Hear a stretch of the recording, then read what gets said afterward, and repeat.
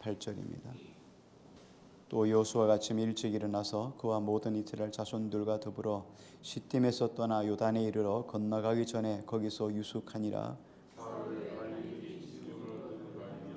백성에게 명령하여 이르되 너희는 레위 사람 제사장들이 너희 하나님 여호와의 언약궤 매는 것을 보거든 너희가 있는 곳을 떠나 그 뒤를 따르라.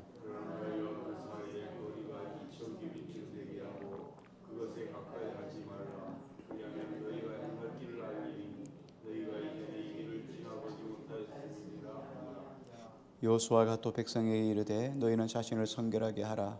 여호와께서 내일 너희 가운데 기이한 일들을 행하시리라.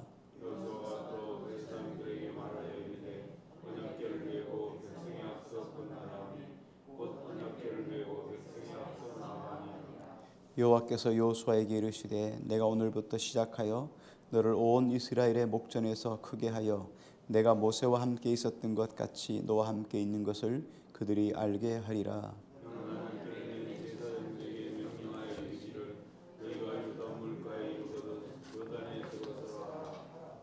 아멘. 네, 우리 지난 주간에 본문 가지고 우리 서론을 좀 생각했습니다. 훈련에 관한 이야기를 오늘 계속해서 연결해서 하려고 합니다. 우리가 군대에 들어간다고 다 군인이 되는 것이 아니라고 이랬습니다. 훈련소에 들어가서 훈련을 하죠.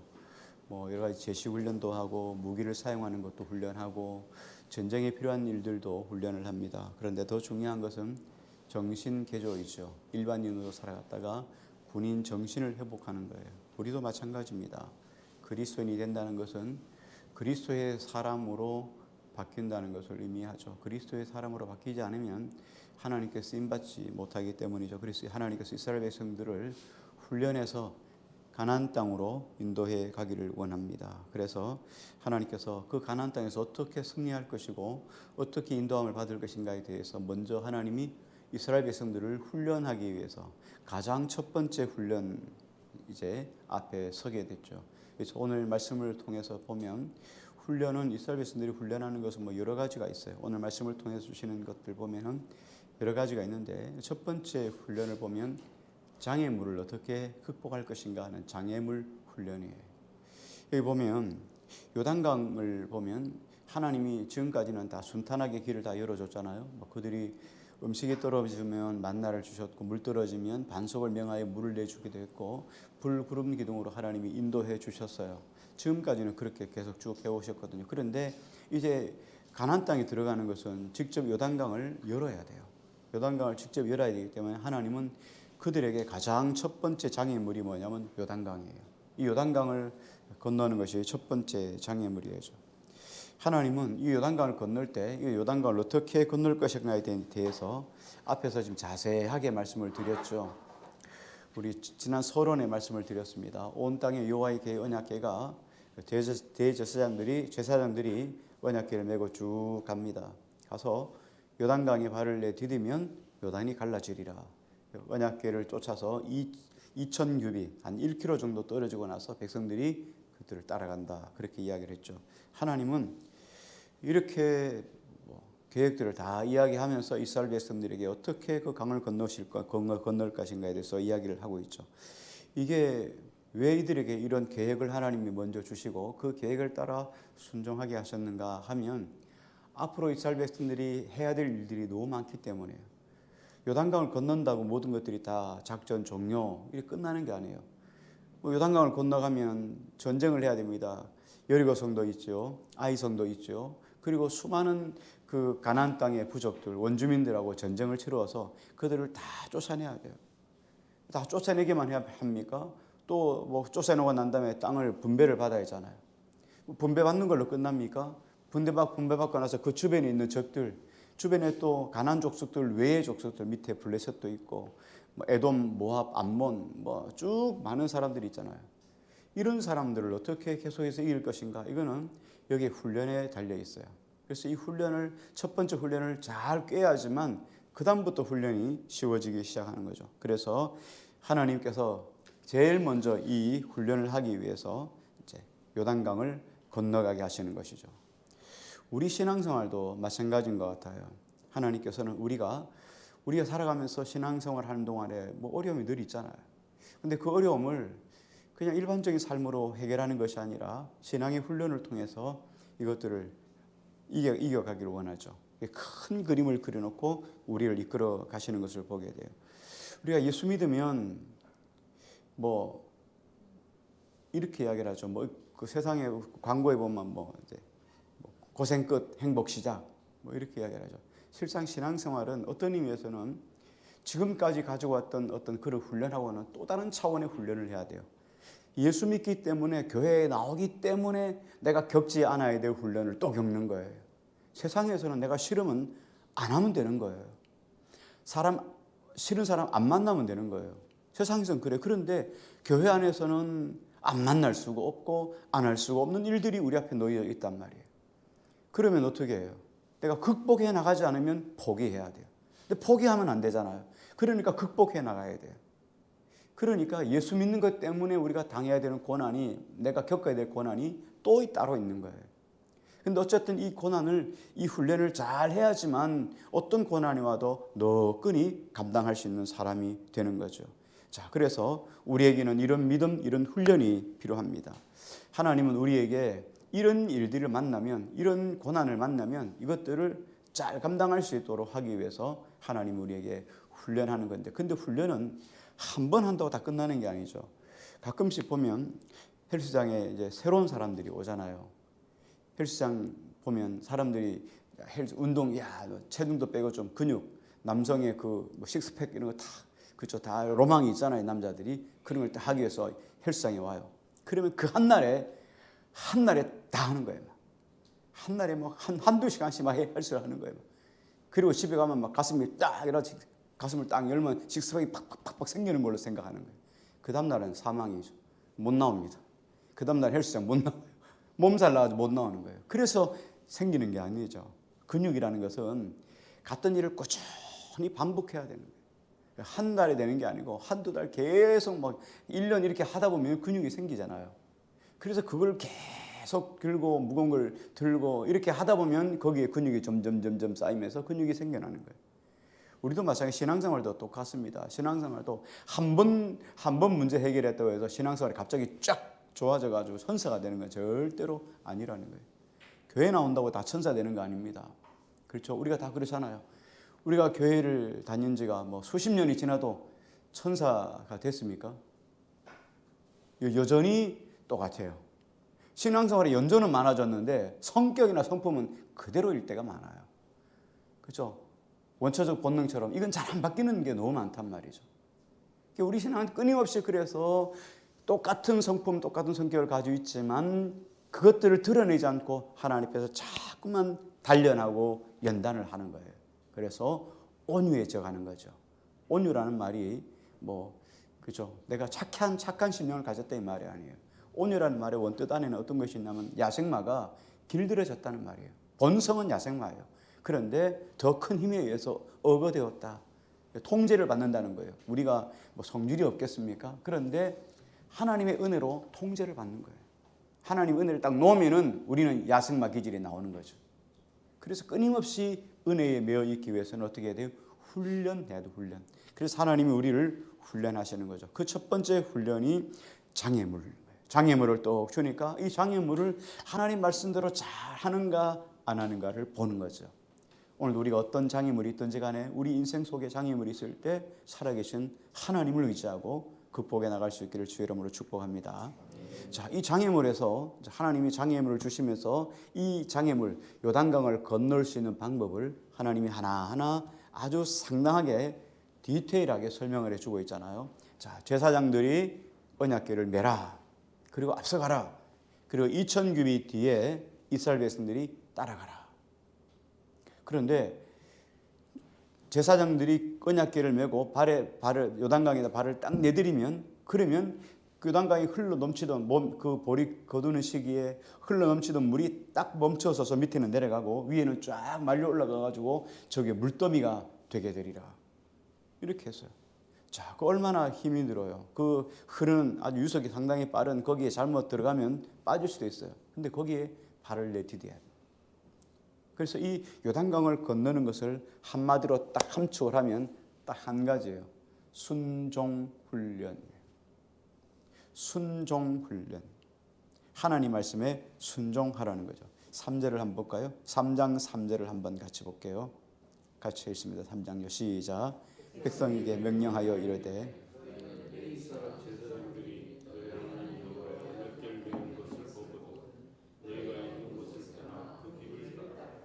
예, 여호와의 언약궤를 맨 사람들이 누구죠?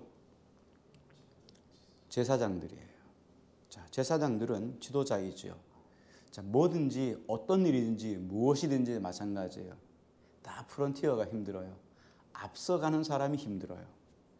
어떤 의미에서 뒤따라가는 건 좀 쉬운 거네요. 근데 앞장서서 간다는 얘기는 남들이 가보지 않은 길을 가야 되고 또 남들이 겪지 않아야 될 고난을 겪어야 되고 남들이 생각할 수 없는 생각들을 해야 되고 남들이 겪지 않아야 될 스트레스를 다 겪어야 돼요. 앞장서 있다는 건 리더가 된다는 거는 다 그런 거예요. 여러분 가정에도 그렇잖아요. 자녀들은 걱정 안 해요.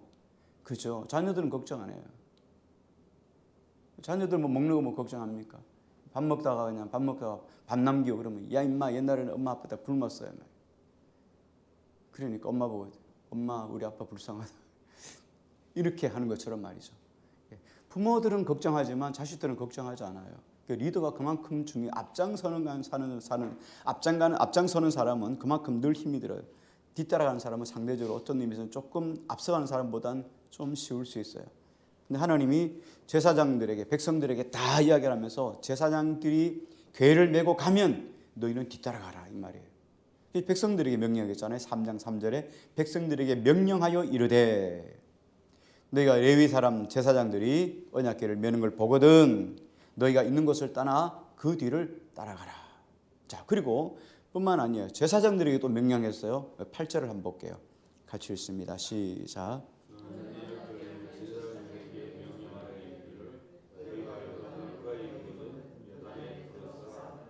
예, 하나님이 제사장들에게 이렇게 이야기합니다. 너희가 언약궤를 메고 앞장가서 서다가 요단강을 만나거든 요단에 들어서라 이렇게 이야기를 합니다.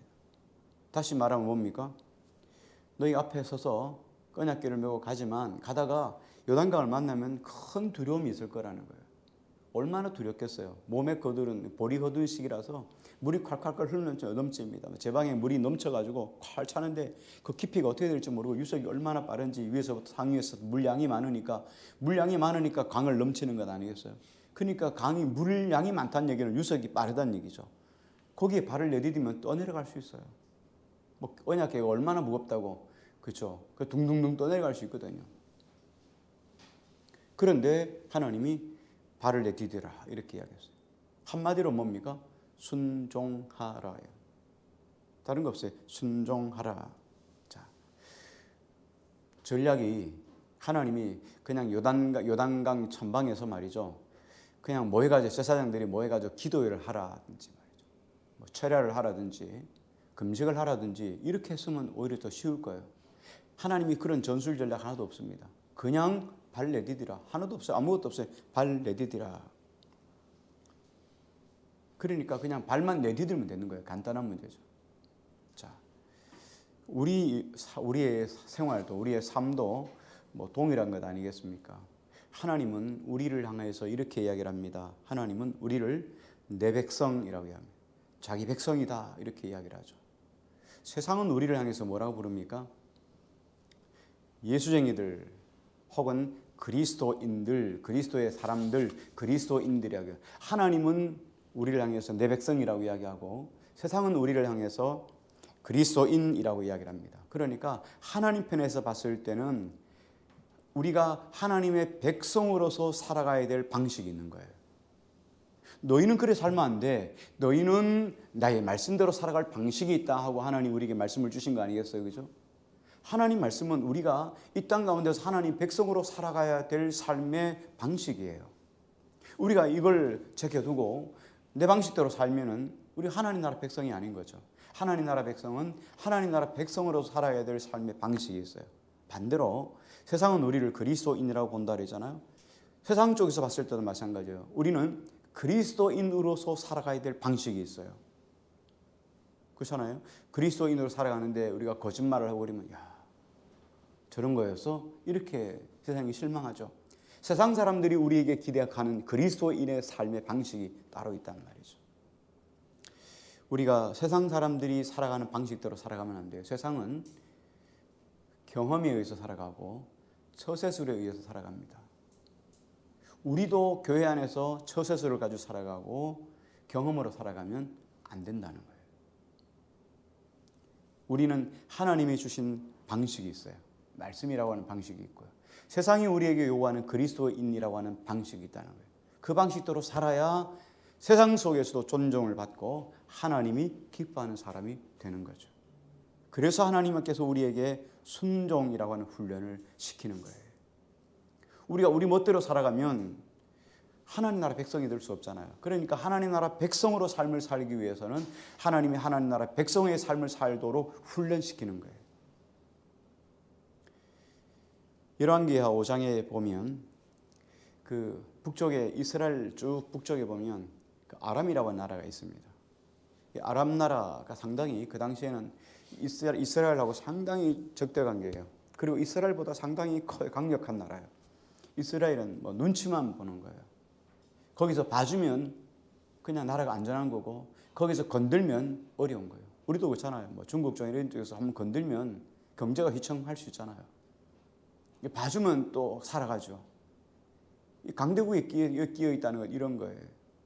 뭐 우리가 하나님의 은혜로 산다. 하나님 붙잡고 살아야 한다. 하나님 붙잡으면 하나님께서 피할 길도 주시겠지만 세상 사람들 입장에서는 상당히 고민인 거예요. 근데 그 아람 나라 군대 장관이 이스라엘에게 공문을 보내가지고 자기 나라 군대 장관, 국방부 장관이 나아만이 문둥병이 걸렸다는 거예요. 근데 이 사람이 문둥병이 걸렸으니까 전쟁을 어떻게 하겠어요? 갑옷 사이에 갑옷을 입고 뭐 투구를 쓰고 전쟁에 나가서 전쟁 욕망스러워 싸우기도 하는데 안에 막 문둥병이 들게 진물도 나고 말이죠. 문둥병이 걸려서 얼마나 처참하겠어요. 그러니까 날마다 괴로운 거예요. 뭐 이렇게 그 왕궁으로 들어갈 수도 없고. 그런데 마침 이 나만 장군의 집에 전쟁하다가 이스라엘에서 잡아온 소녀가 하나 있었죠. 조그만한 종이 하나 있어요. 집안일을 이렇게 하는 종이 있어서. 근데 그 종이 흘러 지나가는 말로 우리나라에 가면은 그 선지자가 있는데 엘리사 선지자가 있는데 그 선지자한테 이야기를 하면 우리 주인이 나을 수 있는데 이렇게 하고 슥 지나가는 거예요. 지나가는 말로. 그래서 그 이야기를 듣고 왕에게 이야기해가지고 이스라엘까지 가는 통행권을 좀 끊어달라 그렇게 했어요. 그래서 왕이 공문을 보내고 통행권을 끊어가지고 이스라엘 앞에 이스라엘에게 갔어요. 열왕기 5장 14절에 보면 이제 선지자에게 갔습니다. 엘리사에게 찾아왔어요. 선지자에게. 사람들이 막 난리가 났죠. 야, 공문을 보내니까 이거 전쟁 걸려고 하는 계략이 아닌가 막 그랬어요. 근데 어쨌든 선지자가 걱정하지 말고 보내라 이렇게 해서 그 나아만 장군이 엘리사에게로 찾아왔어요. 자, 그런데 엘리사가 거들떠보지도 않는 거예요. 뭐 강대국이고 이거 전혀 상관없이 거들떠보지 않고 밖에 그냥 손님이 찾아왔는데도 종을 향해서 게하시를 향해서 이렇게 이야기를 합니다. 가서 저 나아만에게 요단강에 가가지고 7번 몸을 씻으라 그래라. 그랬더니 나아만이 그 이야기를 전해주니까 게하시가 전해주니까 기분이 상당히 나빴어요. 자기가 그래도 이 아람 나라 제2인자예요. 국방부 장관이니까 군대를 장악한 사람이잖아요. 왕 다음으로 높은 사람일 수 있죠. 그런데 내다보지도 않고 한단 얘기가 요단강에 몸을 7번 씻으라. 요단강이 말만 강이죠. 우리로 말하면 그 뭐랄까요? 50점보다 작아요. 그리고 물이 더러워요. 황토물이 흘러가지고 물이 상당히 더러워요. 상류는 조금 깨끗한데 하루 쪽에는 상당히 더러워요. 누래요. 물이 밑에 보이질 않는 정도로 더러워요. 근데 거기에 7번을 씻으라는 거예요. 그러니까 화가 났어요. 야, 우리나라 다메섹에 가면 다메섹 강이나 또 다른 강, 그 강은 아바나 강은 얼마나 물이 맑냐. 그런데 이 요단강이 저 더러운 물에 7번 씻으라니까 안 씻어요. 자존심 상한다 하고는 가자 하고는 돌아서 가는 거예요. 그런데 정말 하나님의 은혜겠죠. 옆에 그 종이 내 주인이시여, 내 아버지시여 하고는 팍 붙잡았어요. 내 아버지시여. 만약에 선지자가 내 아버지에게 다른 방식으로 그렇게 명령을 해도 다른 방식으로 하라고 해도 하지 않겠습니까? 예를 들어서 뭐 상처에다가 뭐 올리브를 바르다든지 말이죠. 뭐 이런 걸 하라고 해도 하지 않았겠냐 말이에요. 뭐 뒤집어서 일주일 자고 말이에요. 엎어서 일주일 자고 이렇게 하라면 안 하겠냐는 거예요. 또 다른 방식으로 이야기를 해도 당연히 병이 낫는다면 할 텐데 7번 뭐 몸 씻는 거 그게 뭐 대수겠습니까? 해봅시다. 그 말을 들으니까 그럴듯하거든요. 정말 옆에 이런 은혜의 사람이 있어야 돼요. 그 종이지만 정말 은혜의 사람이 있는 건 복이에요, 복. 그래서 요단강에 가가지고 몸을 씻습니다. 1번, 2번, 3번 똑같아요. 1번, 2번씩 씩씩거리게 했죠. 뭐 기분이 싹 풀려서 씻은 건 아니겠어요, 그죠? 아닌 것 같아요. 2번, 3번 여전히 진물이 나고 막 고름도 나고 난리가 났죠.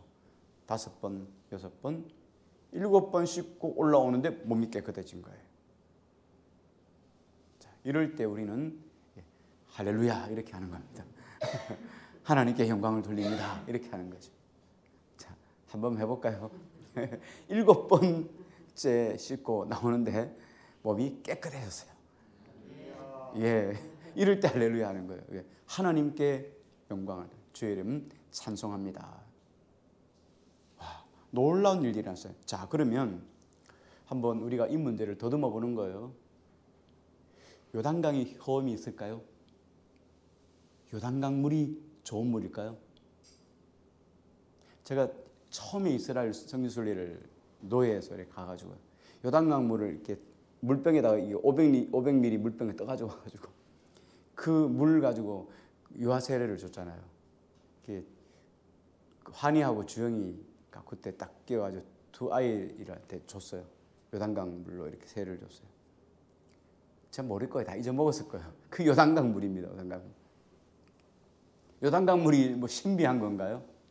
아니면 그 씻는 방식이 뭐 대단한 것일까요? 뭐가 그거를 고치겠어요?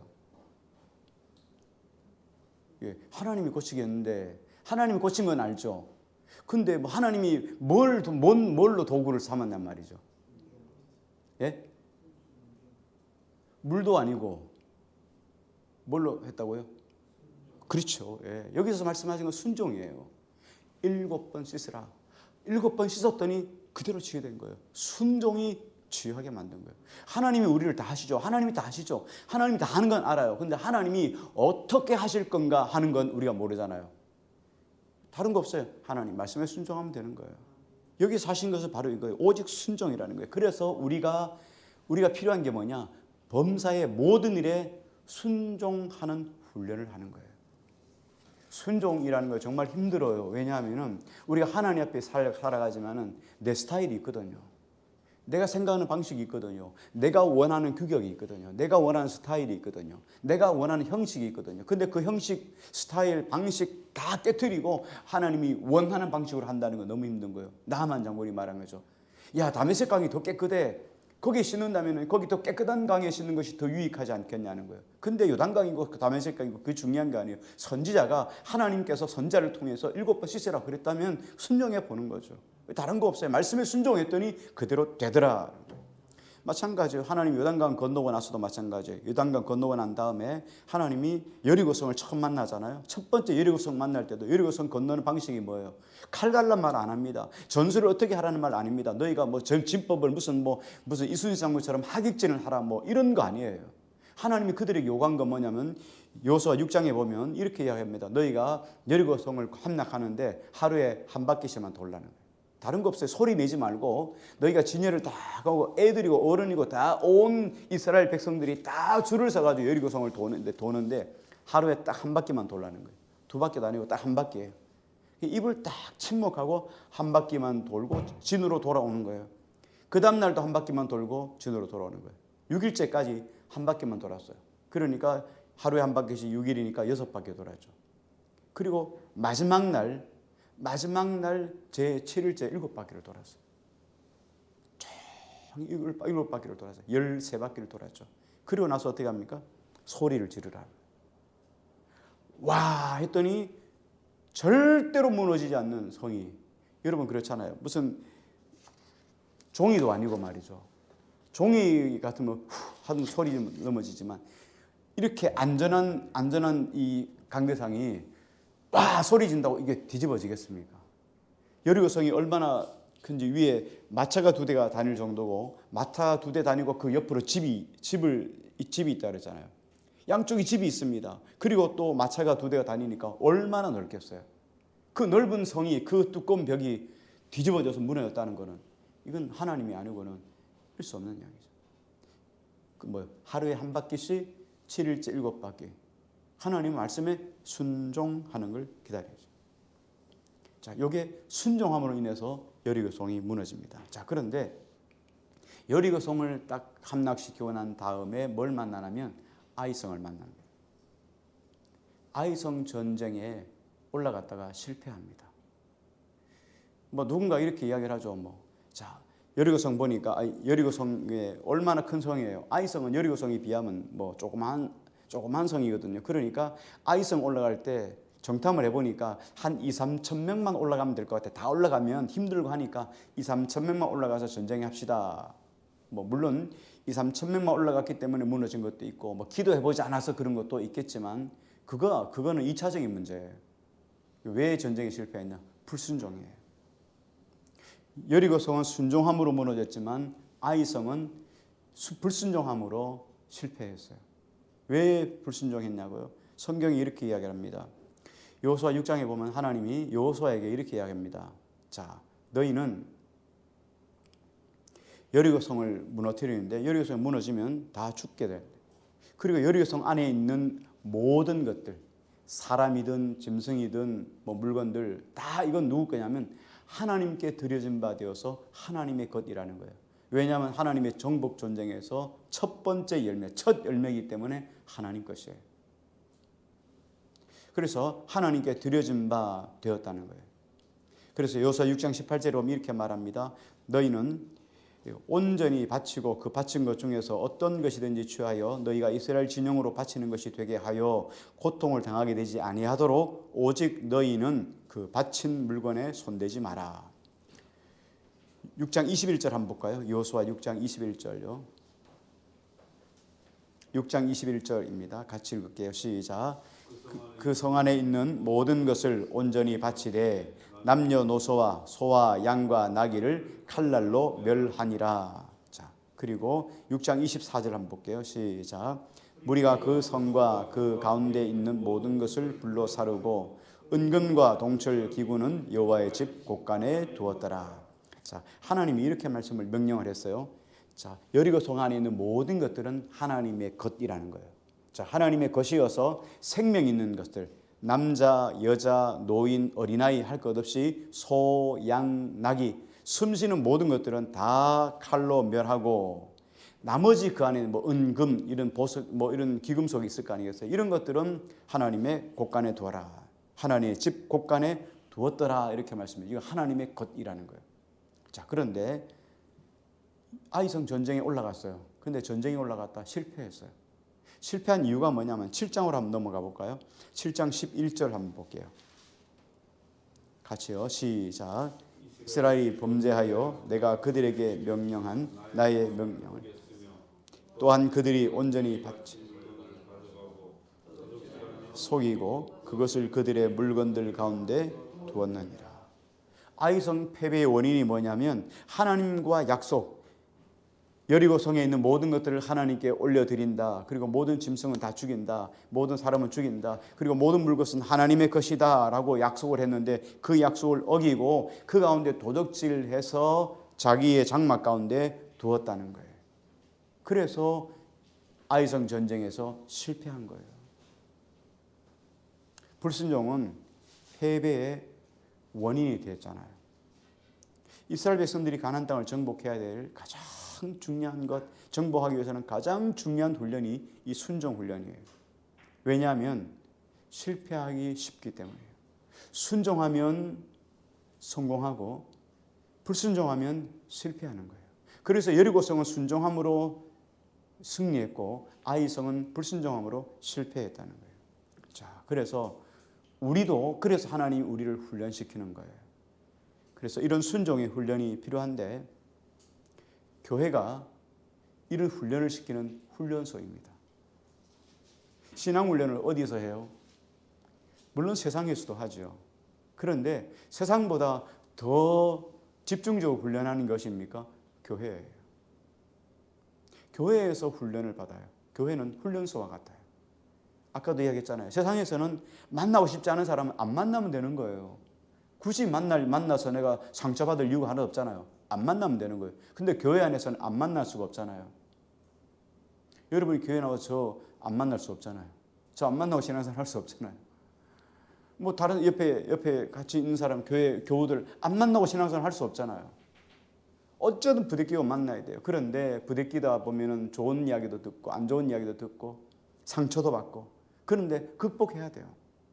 하나님이 나를 깨뜨리고 나를 훈련하기 위한 나를 위한 훈련이지 다른 사람을 훈련하는 거 아니에요. 근데 하나님이 그렇게 하는 이유는 뭐냐면 옆에 있는 사람들이 도구로 쓰이는 거예요. 도구로 쓰이는 거예요. 물을 마시는데 필요한 건 그릇이에요. 물은 나를 이롭게 하는 거예요. 이 나머지는 도구예요. 도구. 이 그릇은 도구예요. 뭐 이것 아니면 다른 거 쓸 수 있어요.